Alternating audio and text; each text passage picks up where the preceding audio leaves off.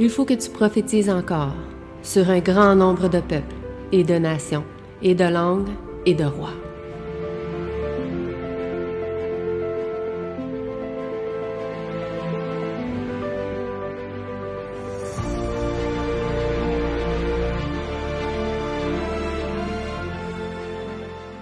OK. Donc, bonjour à tous encore une fois. Bon sabbat chacun de vous. Bon sabbat. Donc, aujourd'hui, nous allons parler de l'agenda 2025, la convergence du dragon, de la bête et du faux prophète. Qui pense que cette année va être une année, on pourrait dire, très remplie de changements? À main levée. Qui pense que cette année va être une année remplie de changements? Positif pour nous, peut-être négatif pour le monde, mais c'est notre travail de rendre leur négation positive. Puisqu'on sait que la fin arrive bientôt et que chaque année qui s'achève nous mène toujours plus proche de la venue du Seigneur Jésus-Christ. Donc, on va voir pourquoi l'année 2025 est une année spéciale, mais qui captive beaucoup l'imagination, mais peut-être aussi la réalité de plusieurs groupes religieux du monde entier qui mènent à la convergence du dragon, de la bête et du faux prophète. Vous savez ce que représente ces symboles? Je ne sais pas. Vous savez ce que représente le dragon, la bête et le faux prophète? Oui, bon. Mais on voit aujourd'hui que 2025, pour ces groupes religieux, ça sera en deux parties. Donc aujourd'hui, la première partie, il y aura une deuxième partie une prochaine fois, va nous révéler comment l'ésotérisme ou les religions païennes, comment aussi le christianisme, principalement par le mouvement évangélique et le projet 2025, ainsi que par le pape François et son année de jubilé 2025, va nous montrer que cette année est une année spéciale, une année décisive, une année de changement pour les trois plus grandes religions de ce monde, à savoir le paganisme, le catholicisme et le protestantisme. Cette convergence d'intérêts, bien qu'apparemment différents sur la façon dont il le présente, va nous montrer une croyance sous-jacente commune à un événement apocalyptique qui va transformer le monde, mais le rôle aussi, justement, sur les prophéties que ces gens croient pouvoir s'accomplir. Donc, ce message-là aussi, c'est un message d'une compilation que j'ai faite, accompagnée de plusieurs articles que j'ai pu trouver, auxquels j'ai combiné ensemble les sujets et j'ai pu vous présenter aujourd'hui ce sujet-là, que je trouvais très intéressant et que j'aimerais maintenant pouvoir commencer avec vous. En lisant ce texte de la parole de Dieu, que je trouve très représentatif sur ce qu'on voit aujourd'hui, mais dans Apocalypse 16, verset 13, on dit « Et je vis sortir de la gueule du dragon et de la gueule de la bête et de la bouche du faux prophète trois esprits immondes semblables à des grenouilles. » Apocalypse 16, verset 13. On voit ici qu'il y a une association d'un pouvoir trilatéral qui vient du dragon, ou le paganisme, de la bête, ou de la papauté, et du faux prophète, ou du protestantisme. Donc, avant de commencer, j'aimerais pouvoir prier avec vous et pouvoir donc débuter ce sujet. Prions. Notre Père qui est aux cieux, j'aimerais te remercier pour l'opportunité que tu nous permets d'avoir de pouvoir partager ce sujet, que tu puisses bénir ceux et celles qui écouteront ce message et ceux et celles qui l'écouteront aussi peut-être en rediffusion sur YouTube et que tu puisses permettre, Seigneur, que ta vérité puisse nous affranchir et qu'elle puisse nous rendre libres du péché, Seigneur, pour que nous puissions vraiment nous retrouver avec toi, Seigneur, au ciel bientôt. C'est ma prière donc pour ces choses au nom de ton Fils Jésus-Christ. Amen. Je ne sais pas si à l'écran, vous voyez des personnages qui vous sont familiers parmi ces trois visages-là. Ça, c'est le nouveau mugshot, pas le mugshot, le nouveau portrait du président 2025. J'avais vu la différence entre lui de 2017 et lui de 2025. Il est vraiment prêt à affronter le monde. Puis, à côté, c'est M. le Pape. À côté, c'est une sorcière moderne, Hélène Blavatsky, pour ceux qui connaissent, une Russe. C'est elle qui a fondé l'ésotérisme moderne. et qui a, on pourrait dire, amené en grande partie la théologie du mouvement nazisme aussi.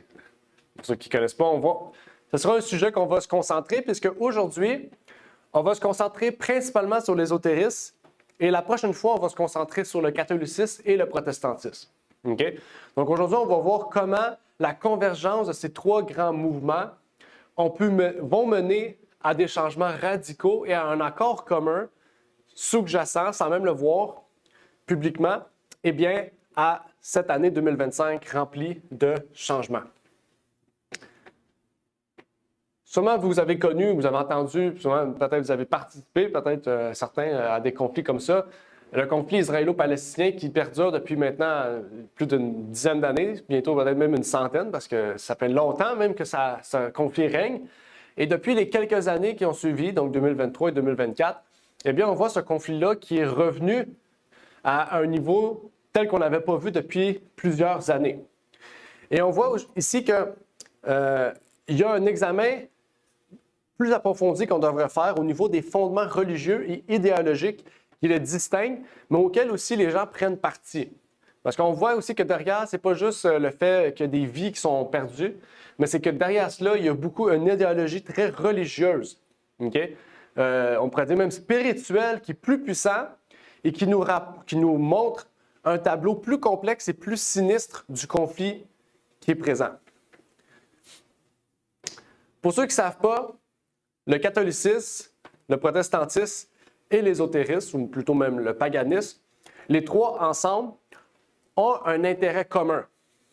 Pas le conflit israélo-palestinien, mais plus l'Israël.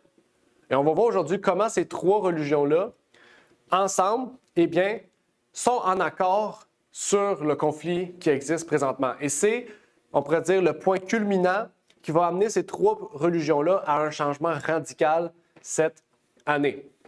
Parce que les trois religions ont une idéologie sioniste.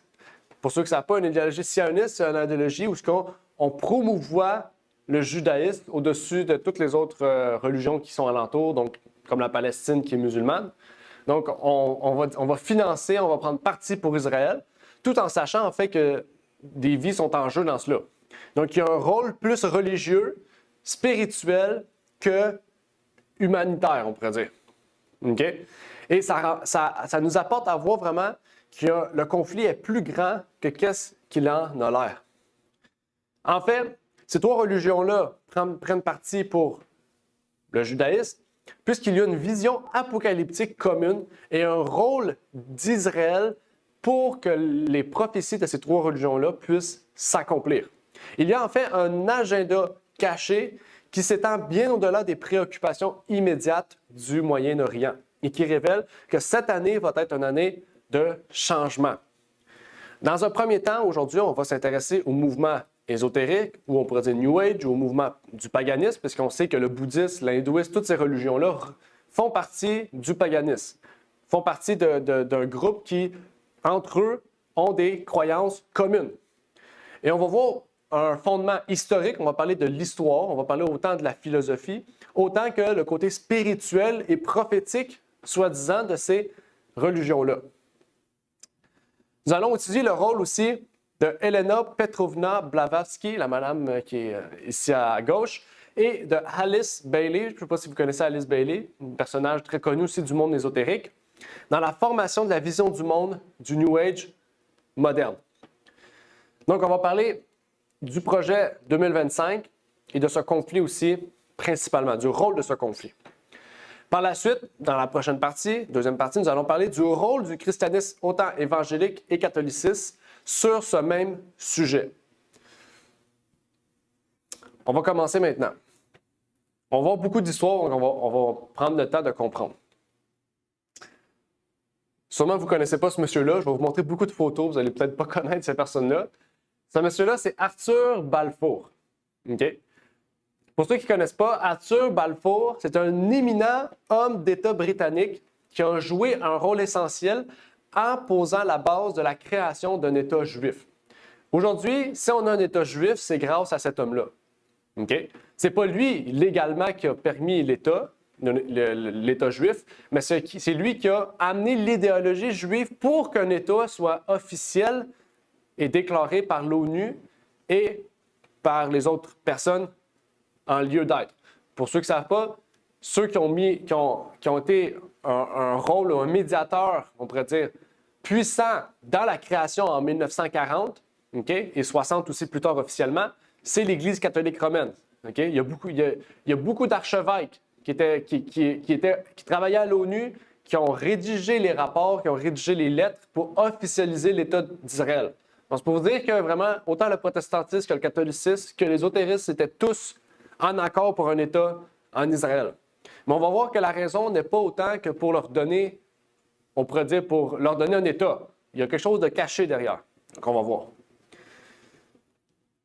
En 1917, il a écrit une déclaration adressée à un des prominents riches de l'époque, un Rothschild, qui promettait un soutien britannique à l'établissement d'un foyer national juif en Palestine. Mais qui était cet homme et pourquoi s'est-il tant investi dans la création juive? Il faut savoir, un Britannique qui décide tout d'un coup de se dire « finançons un État juif avec les plus riches de l'époque pour que les Juifs puissent avoir un lieu à eux. » Pourquoi? Quel est le but derrière cela? Pour ceux qui ne savent pas, Arthur Balfour aussi a été un homme d'État britannique qui a été le premier ministre du Royaume-Uni de 1902 à 1905. Arthur Balfour a aussi joué un rôle important au sein de la Société des Nations. Est-ce que vous connaissez la Société des Nations? La Société des Nations, c'est le premier nom qu'on a donné aux Nations Unies. Avant que les Nations Unies soient officielles, ça s'appelait la Société des Nations. Il a occupé aussi le poste de président honoraire du Conseil de la Société des Actions. Et donc, on voit que son implication dans le désir d'un État juif venait du fait aussi qu'il reflétait une coopération internationale et une croyance en l'importance de la sécurité collective que les Juifs n'avaient plus puisqu'ils n'avaient pas d'État à eux. Et donc, nous comprenons pourquoi un foyer national juif était important pour lui. Mais ça va plus loin que ça. Parce que ça, c'est le côté visible de la surface, le côté politique qu'on peut voir. Mais Arthur Balfour s'est intéressé très tôt dans sa vie à la question juive, ou plutôt à la question de savoir si un État juif était nécessaire. Dans son livre « History of Zionism », il a écrit la chose suivante.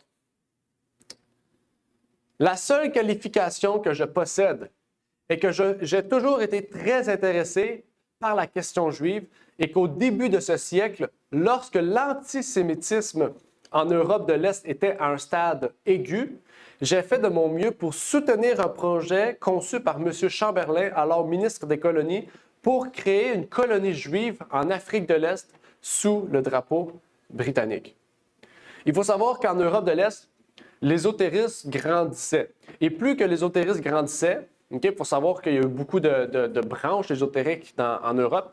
Et plus que l'ésotérisme grandissait en Europe, plus les gens devenaient, comment on dit, antisémitistes. L'antisémitisme, c'est antisémite, c'est-à-dire qu'ils étaient contre les Juifs. Et lui, pour résoudre ce problème-là, il a dit, on va tous sortir les Juifs de l'Europe, mais on va les mettre à la même place, dans un État juif. Donc, c'est pour ça que lui, il voulait créer un État juif. Pourtant, son intérêt était possiblement aussi contraire à cela. Pourquoi?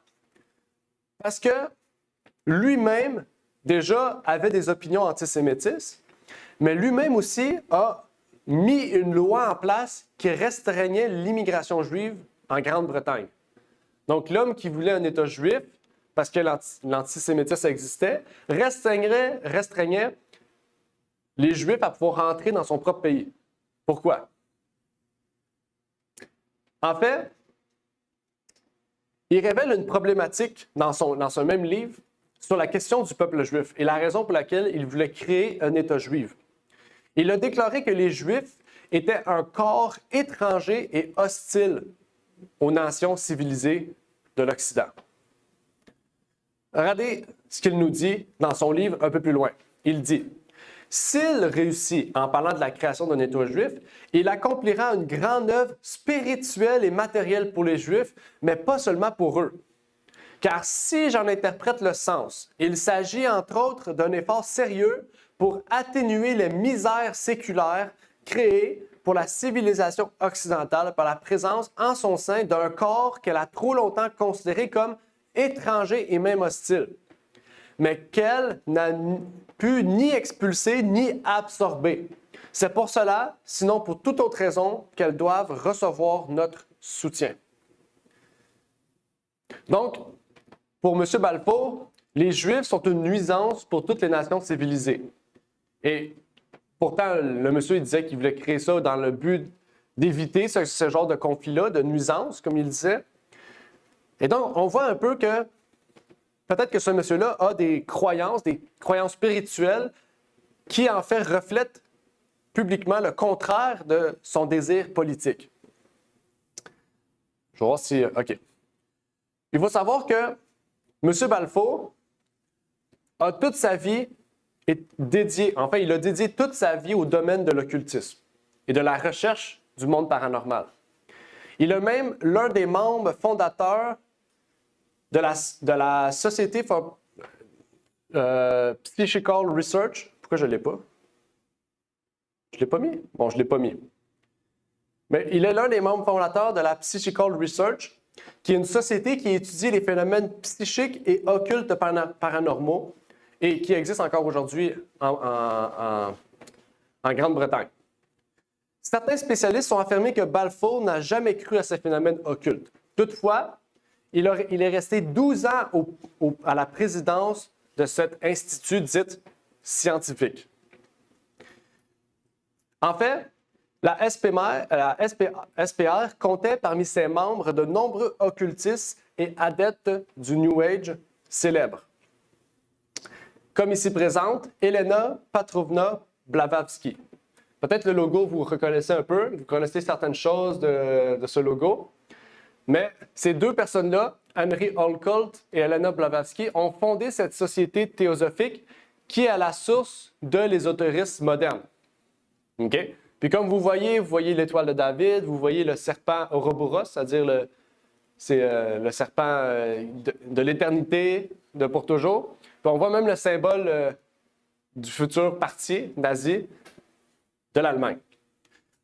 Donc, ce monsieur-là travaillait avec ces gens-là. Okay? Elle se déclarait être une sorcière. Okay? C'était pas n'importe qui. C'est une personne très connue.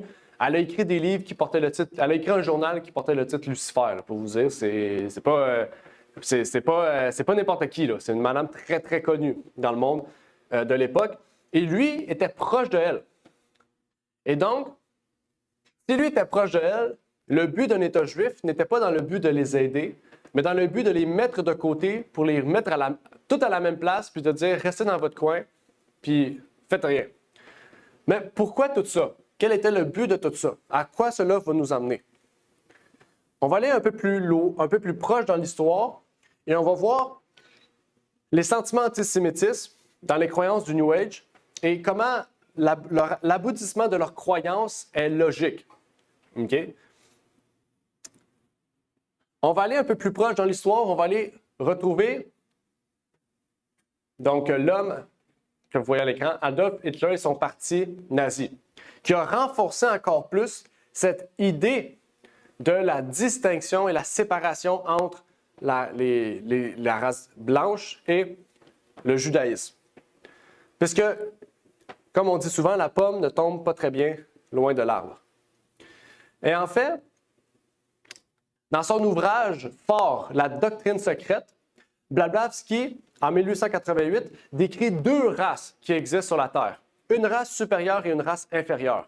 Dans son livre, elle décrit que la race aryenne est la race supérieure, la race élevée, la race la plus métaphysique et spirituelle de la planète, et elle décrit la race juive comme la race inférieure. Donc, il faut savoir que l'arianisme vient à la base de l'ésotérisme. Okay? Et c'est pour ça qu'on dit que Hitler était ésotérique. Pour ceux qui ne savent pas, allez fouiller sur Internet, le mysticisme nazi, ça existe. Okay? C'est une des religions fortes du nazisme. C'est le fait que les Allemands croyaient au mysticisme, c'est-à-dire qu'ils croyaient à la magie, ils pratiquaient différentes choses. Okay? Pourtant, c'est des chrétiens, hein, soi-disant. Et son ouvrage révèle la distinction. Et regardez ce qu'elle nous dit dans cet ouvrage, The Secret Doctrine. Elle dit ici que les Juifs, le judaïsme, c'est une religion de haine et de malveillance à l'égard de tous et de tout ce qui est en dehors d'eux-mêmes. Donc, dans son livre, il faut savoir qu'en Europe de l'Est, son livre était le livre fort. C'était le best-seller de l'époque. Et donc, en Europe de l'Est, on avait cette idée que la race aryenne était supérieure à la race juive. Tous ceux qui étaient ésotéristes, et même les chrétiens, okay, croyaient à cela. Beaucoup de chrétiens croyaient à cela. Et un peu plus tard dans l'histoire, dans un document de recherche par Jackson Spielvogel et David Redless, il nous parle davantage sur cette idée qui existait au sein de l'Allemagne de l'époque. Au début du 20e siècle, l'occultisme régnait en Allemagne. C'était un mouvement fort en Allemagne.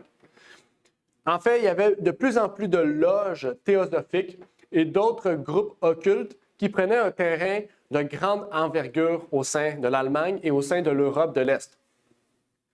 Cette convergence, on l'appelait sous le nom, en anglais, ça s'appelle l'ariosophie, ou le mysticisme nazi ou l'ésotérisme nazi, qui a combiné aussi une autre spéculation théosophique qui s'appelait le nationalisme volkisch. Okay? Donc, l'ésotérisme nazi était la croyance religieuse qui régnait en Allemagne, et le nationalisme volkisch était la croyance politique qui régnait en Allemagne, qui voulait une religion païenne dans toute l'Allemagne. C'est-à-dire qu'il utilisait la politique pour amener les gens à devenir des ésotériques. OK?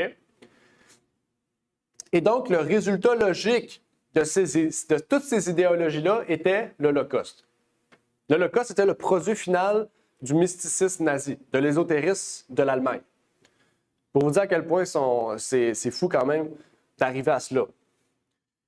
Et c'est ce que les historiens nous disent ici. Ils nous disent la solution finale de la question juive, à savoir le génocide de la race juive en Europe, prend toute sa signification en tant que produit final et logique de l'idéologie raciale d'Hitler.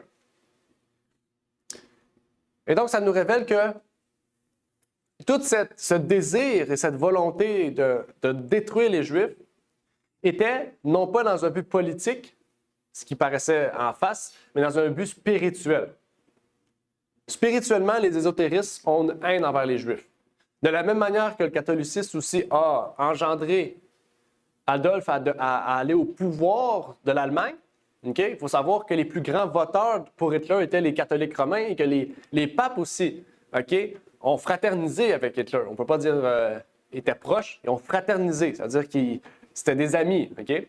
Donc, c'est pour vous dire que non seulement l'ésotérisme, le catholicisme et même le protestantisme étaient proches de ces groupes religieux-là. Et après ce mouvement-là, un peu après, Alice Bailey, qui est une figure prominente du mouvement ésotérisme, cette dame, qui est devenue la femme forte. Aujourd'hui, ses livres sont vendus à des millions d'exemplaires dans le monde entier, encore aujourd'hui, a aussi nourri les sentiments antisémitistes après la Deuxième Guerre mondiale, et même pendant.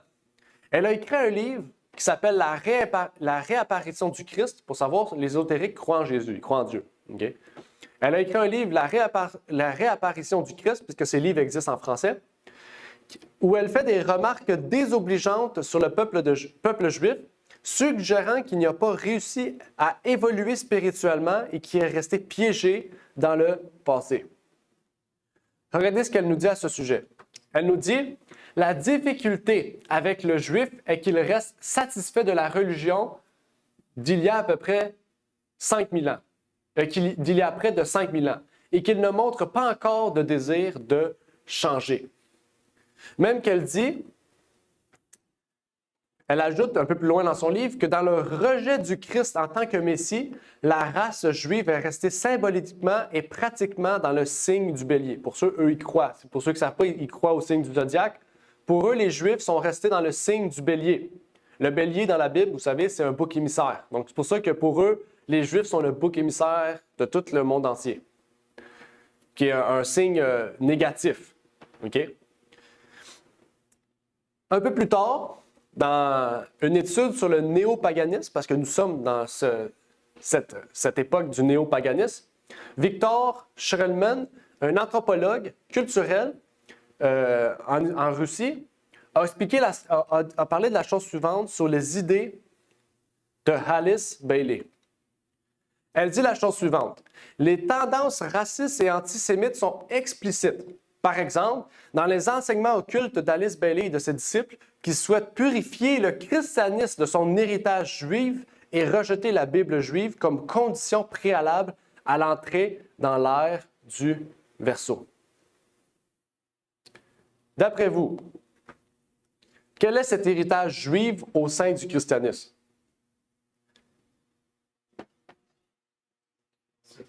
L'Ancien Testament, OK? Qu'est-ce qu'il y avait de particulier dans l'Ancien Testament que les christianistes veulent garder? Le tabernacle. Tabernacle, les 10 commandements, on va dire ça straight. Les 10 commandements, OK? Parce qu'eux ne croient pas à ça. Pour eux, c'est Dieu est en nous, puis c'est fais ce que ton cœur désire, OK? C'est la théologie. Donc, pour eux, l'héritage juif que le christianisme garde sont les 10 commandements. Et dans son livre « L'extériorisation de la hiérarchie », Alice Bailey exprime la chose suivante sur ce sujet. Elle dit « 10 commandements donnés par l'intermédiaire des Juifs et à raison de la négativité des Juifs, dont les Juifs ont fait preuve à l'époque et aujourd'hui, donnés sous une forme négative et non positive. » C'est-à-dire, le Christ s'est efforcé de compenser, de mettre fin à la nécessité des 10 commandements en nous donnant le 11e commandement qui, s'il était respecté, entraînerait le respect de tous les autres. Donc, aimer Dieu, aimer son prochain, pour eux, c'est le 11e commandement. Et si on suit ceux-là, les 10 autres sont accomplis, mais dans le fond, sont caduques. Puis pour eux, Jésus a donné ce commandement-là pour qu'on mette de côté le dernier héritage juif, à savoir les 10 commandements. Donc, vous comprenez un peu plus à qu'est-ce que ça nous amène. Même que la chercheuse Anna Newman a décrit ce qu'elle a identifié comme étant des sentiments antisémites dans la Grande Invocation, un mantra donné en 1937 par Bailey. Selon Newman, le plan nommé dans l'invocation fait référence au plan rédigé par la hiérarchie qui, selon Newman, place l'objectif est d'éliminer toute présence et influence juive de la conscience humaine, un objectif à atteindre en éliminant le judaïsme. Là, peut-être on va se dire, pourquoi tout ça? Pourquoi toute cette haine-là? Mais pourquoi je vous parle de ça aujourd'hui? Vous allez voir que ça va nous mener à cela. Vous allez voir que tout ça va nous mener au plan final de ce qu'eux désirent. Okay? Mais c'est pour vous montrer que les ésotéristes modernes ont une haine envers le judaïsme, dans le sens qu'ils veulent l'exterminer. En créant un État pour eux, tous les Juifs vont retourner dans leur État, puis ils ne sont plus dans nos pays. Donc, ils sont dans leur pays à eux, ils font leur affaire dans leur coin. Et en fait, ils ne les veulent plus dans la société parce que pour eux, dans la société, ça détruit la société et ça amène des ondes négatives. On sait que les ondes négatives, c'est pas quelque chose de réel dans le sens que, pas parce qu'on est là, qu'eux sont là, que le pays est en train de mourir puis c'est à cause d'eux. Mais pour les ésotéristes, c'est comme ça qu'eux ils pensent. Même qu'elle continue, dans ce même livre, elle dit « Lorsque l'humanité aura résolu le problème juif, avec la coopération compréhensive du juif, ça c'est un peu spécial, et surmonter les anciennes antipathies et haines, elle le fera en fusionnant le problème en une vaste situation humanitaire. Lorsque cela se produira, le problème sera rapidement résolu et l'une des principales difficultés disparaîtra de la surface de la Terre. La fusion raciale sera alors possible. Notre humanité terrestre et le groupe d'êtres humains dont l'origine est beaucoup plus ancienne que la nôtre formeront une seule humanité et alors il y aura la paix sur la terre. Qu'est-ce qu'on voit ici? Rappelez-vous, qu'est-ce que les protestants disent en lien avec l'État juif? Quand l'État juif va être là, il va y avoir une paix sur la terre. Les ésotéristes disent quoi? Quand les Juifs vont vouloir se soumettre, leur religion, à la supérieure, à l'arianisme, à la race blanche, eh bien, il va y avoir une paix sur la terre. OK? Puis, on ne le voit pas, bien, ça commence. Je ne sais pas pour ceux qui voient un peu les nouvelles, mais en Israël, ils avaient interdit le travail du vendredi et le vendredi et samedi. C'est un travail de 4 jours. OK? Dimanche, lundi, mardi, mercredi. C'était ça le travail, du dimanche au mercredi. OK? Tout d'un coup, il y a quelques semaines, ils ont changé ça du lundi au jeudi pour que le dimanche, on puisse se reposer. Est-ce que vous pensez qu'un juif aurait dit ça un jour? Mais pourquoi ils font ça? Dans l'article, c'est marqué, c'est pour que nous soyons en accord avec tout le monde entier. Parce que tout le monde entier ne travaille pas le dimanche, à part l'Israël. Puis là, Israël, on dit, bien, si tout le monde prend off le dimanche, nous aussi, on va prendre off le dimanche. OK? Donc, on voit qu'ils s'accordent avec le monde entier. OK? Je vous dis ça parce que les Juifs ne vont plus réellement observer le sabbat. Dans le sens, politiquement, dans toutes leurs lois, ils vont laisser le sabbat comme un jour, oui, de repos, mais le dimanche aussi. OK? Puis, on s'enligne vers ce qu'eux, ils veulent.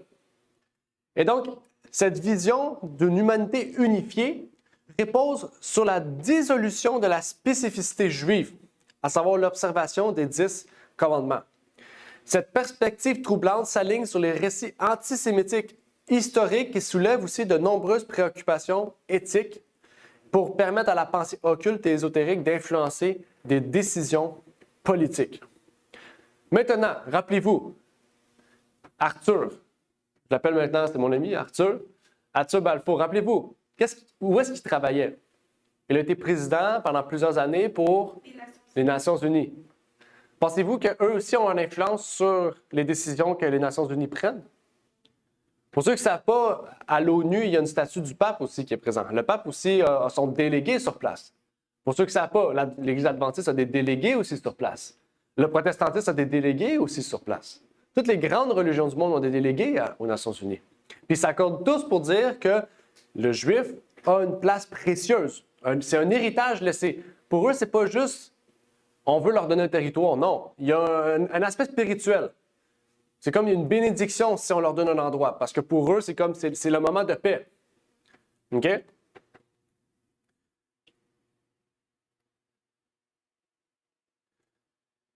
Donc ici, c'est une photo de l'ONU qui est en train de voter sur le conflit avec la Palestine en ce moment. OK, c'est une vraie photo, inquiétez-vous pas. Je ne l'ai pas payée, mais je vais l'enlever vite. Mais c'est juste pour vous dire que qu'est-ce qui se passe, les décisions qui sont prises en ce moment sont prises dans un but davantage spirituel que politique. Nous, on y voit un but politique, parce qu'un côté spirituel, c'est intérieur. Okay? Dans le sens que c'est interne. Une décision spirituelle, tu n'es pas obligé de la dévoiler. Tu n'es pas obligé de dévoiler tes intérêts spirituels. Mais des intérêts politiques, on les voit, parce qu'on en parle. Et on sait que Arthur Balfour était profondément lié aux sociétés occultes et qu'il a été influencé, possiblement et sûrement, par des telles idéologies occultes antisémites et des organisations internationales comme la Société des Nations qui ont joué un rôle premier dans la formation d'un État juif. Après tout, ce sont les Nations unies qui, par l'adoption de la résolution 181 États, en 1947, ont permis la création de l'État d'Israël. Et Alice Bailey répond à cette question par ces 2 passages que l'on peut trouver dans son livre « L'État de disciples dans le Nouvel Âge », volume 2. Elle nous dit la chose suivante. Au sein des Nations unies se trouve le germe et la semence d'un grand groupe international de réflexion et de méditation.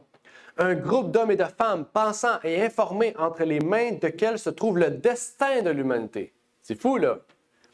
Ce groupe est largement sous le contrôle de nombreux disciples de 4e rayon. Donc, elle affirme qu'il y a beaucoup d'ésotéristes dans les Nations unies. Ça dit, si vous pouviez vous en rendre compte et leur point de concentration méditative est le plan intuitif ou bouddhique, donc le bouddhisme, le plan sur lequel se trouve aujourd'hui toute activité hiérarchique. Donc, elle affirme que aujourd'hui, l'ésotérisme est dans le monde politique, mais particulièrement dans les décisions des Nations unies. Elle continue en disant « La preuve, cependant, de la croissance de l'intellect humain, dans le sens de la réceptivité nécessaire, peut être observée dans la planification des différentes nations. » C'est écrit. Elle a mis planification entre parenthèses pour dire c'est eux qui planifient les décisions qui vont avoir lieu dans les différents États. Je ne sais pas si vous le saviez, mais les Nations unies, c'est eux qui prennent les décisions pour beaucoup de gouvernements sur notre planète. OK? Et par d'autres moyens aussi. Hein? Il y a d'autres branches aussi. OK? Ça dit, et dans les efforts des Nations unies pour formuler un plan mondial qui aboutira à la paix, à la sécurité et à de justes relations humaines. Rappelez-vous, c'est qu'est-ce que la Bible nous disait? Quand il y aura paix et sûreté, une ruine soudaine les surprendra. Qu'est-ce qu'eux veulent faire? Aboutir à la paix, à la sécurité et à de justes relations humaines. C'est pas le plan du pape aussi? C'est pas le plan aussi des évangéliques? On ne voit pas un accord commun? Publiquement, c'est pas public, ça. Ils vont pas dire publiquement que c'est ça. Publiquement, c'est pour aider les Juifs. Hein? C'est politique, mais on sait. Il y a toujours une influence spirituelle derrière toute décision. Il faut savoir, sur la terre, il y a deux grands partis, Satan ou Jésus-Christ. Si Jésus n'est pas présent, c'est Satan qui est présent. Donc, toute décision qui est prise, c'est soit Jésus, soit Satan qui le permet. OK? Ce n'est pas un homme qui prend la décision par lui-même. Il y a une influence derrière. Toute décision a une influence derrière. Hannah Newman aussi, dans son livre, parle de l'influence de Bailey. Pour ceux qui ne savent pas, Bailey, c'est elle qui influence toutes les décisions. Elle est morte aujourd'hui, elle est décédée, mais ses livres influencent les décisions qui sont prises dans les partis. Parce qu'elle a dit des choses qui sont dites prophétiques. Pour eux, c'est des prophéties. Pour les observateurs, les ésotériques. Okay? Ces livres sont traduits en 40 langues. C'est des livres c'est les livres les plus connus là, dans le monde, l'ésotérisme. Regardez ce qu'elle dit, Hannah Newman. Elle dit « Les organisations et les projets dédiés à la mise en œuvre de la vision et des directives de Bailey sont trop nombreux pour être énumérés. Les plus importants sont Lucis Trust. Pour ceux qui ne connaissent pas Lucis Trust, à l'origine, le nom s'appelait Lucifer Trust. Vous pourrez aller vérifier. Dépositaire des écrits de Bailey et consultant auprès des organisations non gouvernementales des Nations unies. World Goodwill, distributeur de The Great Invocation, Share International, New Group of World Server, Arcane School, World Core Curriculum, etc. Éducation mondiale parrainée par les Nations unies, Robert Mueller School, etc., etc. Donc, on voit que les groupes d'influence, Lucis Trust surtout, Lucis Trust, pour ceux qui ne connaissent pas, c'est une organisation caritative, ésotérique, qui a une très grande influence sur les Nations unies et qui, à la base, s'appelait Lucifer Trust. Puis qu'encore aujourd'hui, il publie un magazine qui s'appelle Lucifer. Puis le sous-titre du nom, c'est l'ange de lumière qui éclairera toute l'humanité. C'est comme ça qu'il s'appelle le magazine. OK? Vous ne trouvez pas que c'est fou quand même? C'est quoi la lumière qui veut nous emmener? Allez voir les Nations unies, c'est eux qui dictent la lumière de Lucifer. OK? Regardez ce que la page officielle de Lucis Trust. Allez voir, c'est un site officiel en ligne. Là. Vous pourrez trouver les livres de Bailey aussi. Regardez ce qu'elle nous dit sur les enseignements de Bailey et les Nations unies. Sur le site de Lucis Trust. Ça dit, le Lucis Trust a un statut consultatif auprès du Conseil économique et social des Nations unies. Et World Goodwill est reconnu par le département de la communication globale des Nations unies en tant qu'organisation non gouvernementale, ONG. À ce titre, le Lucis Trust et World Goodwill font partie d'une communauté de plusieurs centaines d'ONG qui jouent un rôle actif au sein des Nations unies, notamment en diffusant des informations sur l'ONU et en encourageant le soutien aux programmes de l'ONU. Depuis leur création, le Lucis Trust et World Goodwill ont apporté leur soutien par la méditation, matériel éducatif et séminaire en soulignant l'importance des objectifs et des activités des Nations unies, qui représentent la voix des peuples et des nations du monde. Vous ne trouvez pas que c'est quelque chose de grand qui se passe en ce moment? OK? Là, on pourrait se dire, oui, mais Trump vient de se retirer des Nations unies. Il vient d'arrêter le financement. Il vient de se retirer de l'accord de Paris. Il vient de se retirer, il veut possiblement se retirer du NATO aussi. Il veut se retirer de tout. Donc, c'est sûr que Trump est contre ce plan-là. OK? Donc, reste à voir, hein? Reste à voir. Parce que on a vu ce qu'il a fait dans son premier mandat et on sait qu'est-ce qui s'en vient aussi. Et on sait que 2025, ce sera une année importante, mais est-ce que peut-être il y aura une planification d'une fin génocidaire en Israël? Est-ce que c'est peut-être ça qu'il prévoit? Qu'est-ce qui va se prévoir? En fait, Alice Bailey, regardez ce qu'elle nous dit. Dans son livre L'extériorisation de la hiérarchie, elle dit qu'un plan pour le nouvel âge devrait être inauguré en 2025. Dites-vous, c'est une femme qui est décédée il y a plus de 50 ans. Elle a dit qu'en 2025, il y aura un nouvel âge pour l'ésotérisme. Où cette hiérarchie d'être spirituel ou maître ascensionné, dirigé par une figure appelée le Christ. Rappelez-vous, le Christ. Rappelez-vous, dans la Bible, le Christ ne désigne pas le nom du Messie. Le Christ, c'est un nom... Jésus, désolé, ouais. Ici, le Christ, c'est une figure qui représente, qui représente Satan. Okay? Mais pour eux, en 2025, il y aura une hiérarchie d'êtres spirituels qui vont revenir sur Terre, qui va inaugurer l'ère du Verseau, la dernière ère de l'humanité. Regardez ce qu'elle nous décrit davantage dans son livre. Elle dit « C'est ainsi qu'un grand et nouveau mouvement se met en place et qu'un jeu ou une interaction formidable accrue se produise. Cela se poursuivra jusqu'en 2025. Au cours des années qui nous séparent de cette date, de très grands changements se produiront. Et lors de la grande assemblée générale de la hiérarchie qui se tient comme d'habitude tous les siècles en 2025, la date sera selon toute probabilité fixée pour la première étape de l'externalisation de la hiérarchie. Le cycle actuel de maintenir jusqu'à cette date est appelé techniquement l'étape du précurseur. Oups. Du précurseur. Il est de nature préparatoire, testant ses méthodes et destiné à être révélateur dans ses techniques et ses résultats. Vous pouvez donc constater que les Chohan, les maîtres, les initiés, les disciples mondiaux, les disciples et les aspirants affiliés à la hiérarchie traversent tous en ce moment un cycle de grande activité. Aujourd'hui, les êtres humains, dans leur ensemble, sont si bruyamment invocateurs que toute la tendance de la vie de la hiérarchie de ces plans jusqu'à ce jour a été soumise à un changement, à un ajournement en ce qui concerne certaines déterminations intérieures et purement hiérarchiques, et à une accélération de certains plans qui étaient prévus, si je peux utiliser un tel mot, pour avoir lieu plusieurs siècles plus tard, mais qui, grâce à la préparation inattendue de l'humanité, peuvent avoir lieu, non pas prématurément. Vraiment.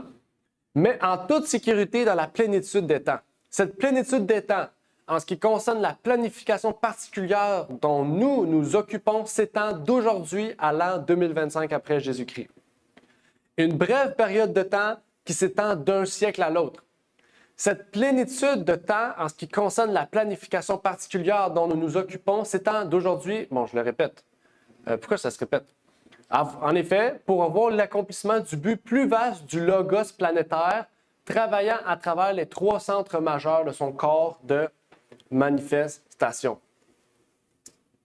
Donc pour eux, 2025, c'est le début de l'année de paix, des années de paix et de sécurité. Pour eux, c'est le temps, puis elle dit, c'était supposé être plus tard, mais tout va tellement bien que ça va être plus tôt. OK? Et un des plus grands problèmes qui les empêche, c'est le problème juif. Et compte tenu du conflit en cours au Moyen-Orient, en particulier le conflit israélo-palestinien, on peut se demander si l'incapacité apparente d'organismes internationaux, tels que les Nations unies, à traiter efficacement du problème, en particulier celui du génocide du peuple palestinien par Israël, ne fait pas partie d'un plan plus vaste et plus sinistre. L'inaction délibérée et même parfois le soutien aux actions israéliennes pourrait-il être une manœuvre stratégique visant à fomenter l'antisémitisme au niveau mondial? et a créé les conditions propices à l'accomplissement de cette prophétie de l'ésotérisme? Si la création d'Israël faisait partie d'un plan plus vaste, influencé par les sciences occultes, le conflit génocidaire en cours entre Israël et les Palestiniens et le soutien apparemment inébranlable apporté à Israël par des pays occidentaux comme l'Allemagne et l'Amérique pourrait-il constituer une stratégie délibérée visant à exacerber les tensions et à exciter l'antisémitisme mondial? En dépeignant Israël comme un État belliqueux et oppressif, on pourrait créer un prétexte pour une solution finale au problème juif, réalisant ainsi les sombres prophéties d'un groupe ésotérique. La tristement célèbre lettre de Pike, pour ceux qui connaissent, peut-être vous connaissez Albert Pike. Ouais. Merci pour les détails. Constitue une preuve supplémentaire de l'existence d'un agenda caché derrière la création d'Israël dans le but de fomenter l'antisémitisme. Albert Pike a écrit en 1871 à Mazzini un plan pour 3 guerres mondiales qui allait nous mener à un nouvel ordre mondial ou à un nouvel âge, à un état de paix, de sécurité et de fraternité. Voici ce que cette lettre nous disait. Je l'ai déjà lu plusieurs fois en avant. Mais on va la relire ensemble, où on peut sauter certains points, mais on va lire le 3e parce que je sais que c'est long, là. Bon, on va pas lire la 3e finalement parce qu'il y a quand même beaucoup de choses, importantes. J'ai le temps? OK. Bon, on m'a dit que j'ai le temps. La Première Guerre mondiale doit être provoquée pour permettre aux Illuminati de renverser le pouvoir des tsars en Russie, de faire de ce pays une forteresse du communisme athée. Les divergences causées par les agents des Illuminati entre les empires britanniques et germaniques seront utilisées pour fomenter cette guerre. À la fin de la guerre, le communisme sera construit et utilisé pour détruire les autres gouvernements et pour affaiblir les religions. La Seconde Guerre mondiale doit être fomentée en profitant des différences entre les fascistes et les sionistes politiques. Cette guerre doit être provoquée pour que le nazisme soit détruit et que le sionisme politique soit assez fort pour instituer un État souverain d'Israël en Palestine. Et c'est ce qui est arrivé à la fin de la guerre. Il y a un État d'Israël, tout de suite après.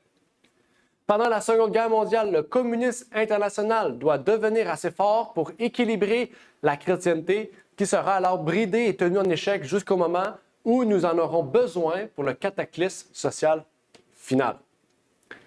La Troisième Guerre mondiale doit être fomentée en profitant des différences causées par l'agenture des Illuminati entre les sionistes politiques et les dirigeants du monde islamique. Est-ce que c'est pas ça qui se passe en ce moment? La guerre doit être menée de telle sorte que l'islam, le monde arabe musulman et le sionisme politique, l'État d'Israël, se détruisent mutuellement. C'est pas ça qui se passe en ce moment? Pendant ce temps, les autres nations, à nouveau divisées sur cette question, seront contraintes de se battre jusqu'à l'épuisement physique, moral, spirituel et économique complet. Nous lâcherons les nihilistes et les athées et nous provoquerons une formidable cataclysme social qui, dans toute son horreur, montrera clairement aux nations l'effet de l'athéisme absolu, origine de la sauvagerie et de la tourmente la plus sanglante.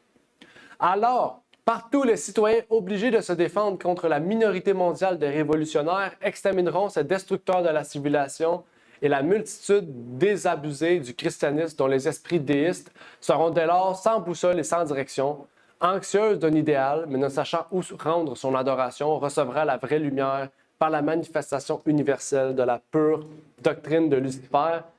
Mise enfin à la vue du public, cette manifestation résultera du mouvement réactionnaire général qui suivra la destruction du christianisme et de l'athéisme, tous deux vaincus et exterminés en même temps.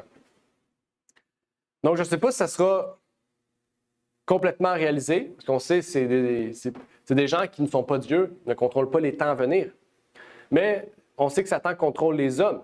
Et donc, en contrôlant les hommes, il peut contrôler les temps. Mais on sait que tout ce qui se passe sur la terre concourt bien de ceux qui aiment le Seigneur. Et on sait que si Dieu permet ces choses, c'est qu'il sait que la fin arrive bientôt. Et que leur plan est pour nous mener justement à la fin. Et pour que nous puissions prendre une décision cruciale dans notre vie.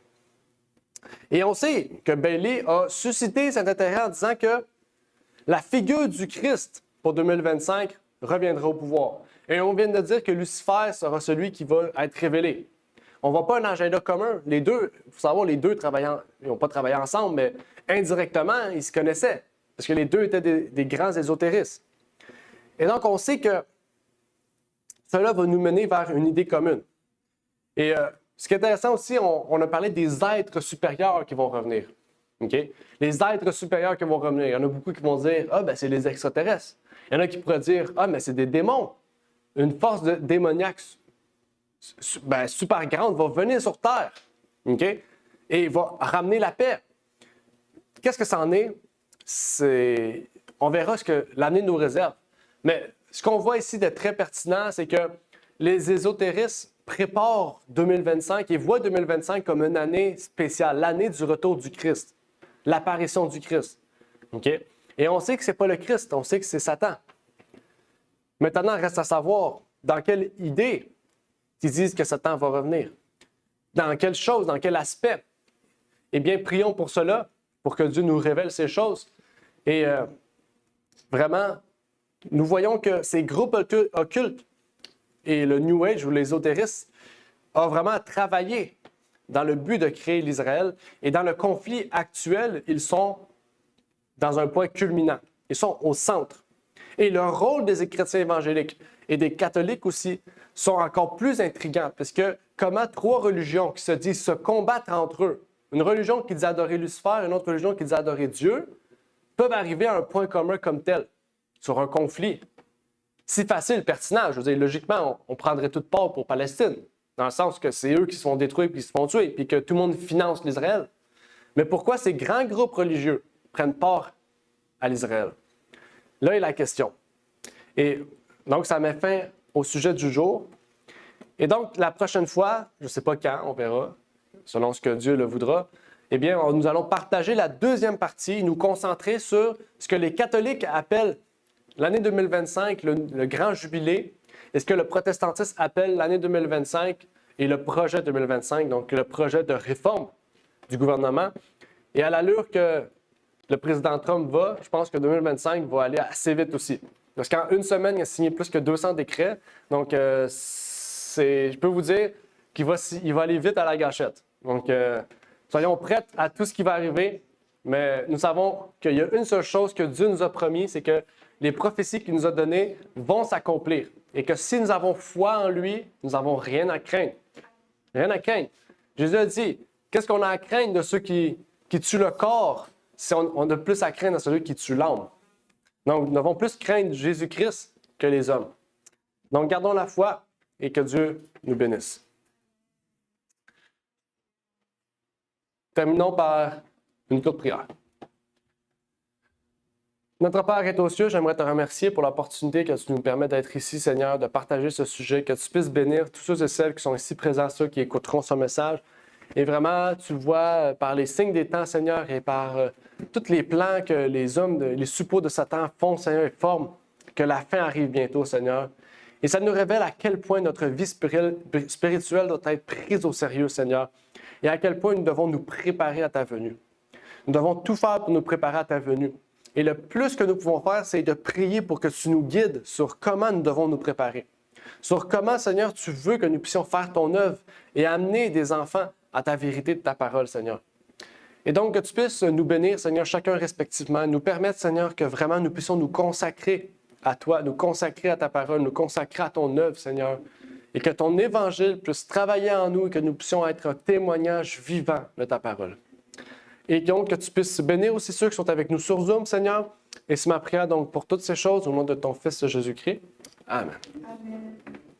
Amen. Merci d'avoir écouté cette vidéo. Si vous désirez rejoindre l'œuvre au Québec, veuillez nous contacter par email à asjh1889 de Terrebonne @gmail.com et via Facebook à commercial ASJH1889 de Terrebonne. Merci à vous et que Dieu vous bénisse.